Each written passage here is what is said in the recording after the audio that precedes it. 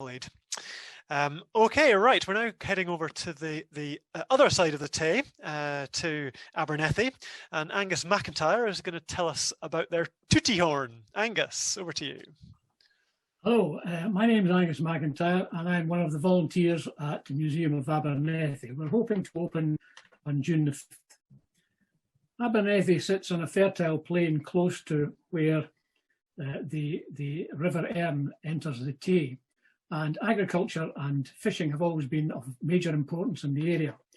The Romans, who knew a thing or two about exploiting the local resources, had a major fortress at nearby Carpoux.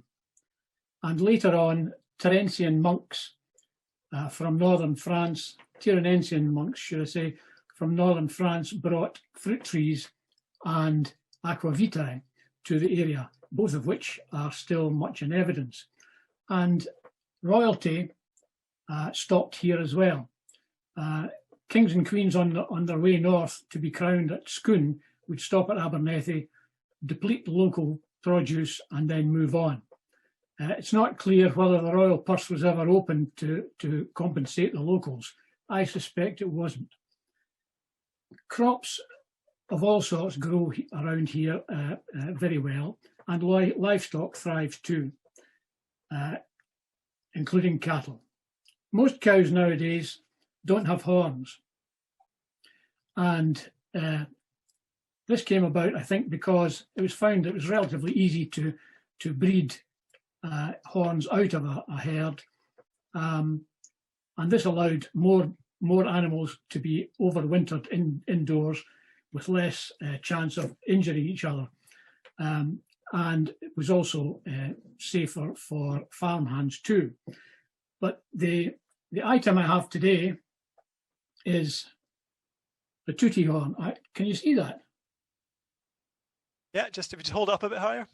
Right, okay. Perfect. Okay.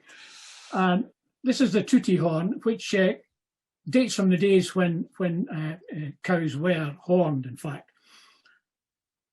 From medieval times on, many households had a cow of their own. And in Abernethy, the tradition arose whereby a cowherd would collect the cows in the morning, take them up into the Ochil Hills behind Abernethy for the day to one of the common grazings known as a commonty. He would spend all day there with them and only bring them down for milking in the evening. Now, to call them in the first place, he would toot the Tootie Horn, and he would do this at outside a building called, yes, the Tootie House.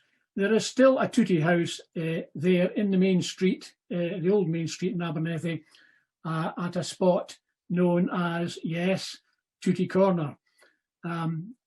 The logic is impeccable, I feel. Anyway, the object itself is 30 centimetres long, and despite being hollowed out, obviously, it still weighs half a kilo. The pointed end, the tip of it has been sawn off so that it can be blown.